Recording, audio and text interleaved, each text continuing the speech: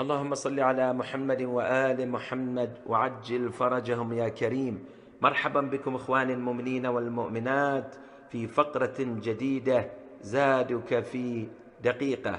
ما زلنا معكم في رحاب حقوق الزوج على الزوجة، وصلنا إلى الحق الثالث وهو عدم إغضابه، ولعل هذا الحق هو الأكثر انتهاكا في المجتمع، حيث تعمد المرأة إلى إثارة القضايا وبث الشجون التي تعكر صفو العلاقة مع الرجل وتؤدي إلى سخطه وانزعاجه دون ما سبب معقول، وربما يتم ذلك عبر التعيير والانتقاص أو المراء والجدال أو العناد أو الطلبات غير المتكافئة أو الغرور الذي يسول لها التعالي عن حدود النقد البناء لترفضه دائما أو تلجأ إلى السباب.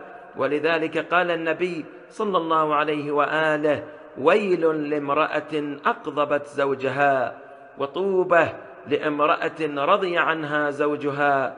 وما من شك أن الإقضاب نوع من أنواع الإيذاء المحرم الذي ورد في حديث النبي صلى الله عليه وآله: من كان له امرأة تؤذيه لم يقبل الله صلاتها ولا حسنة من عملها حتى تعينه وترضيه وإن صامت الدهر.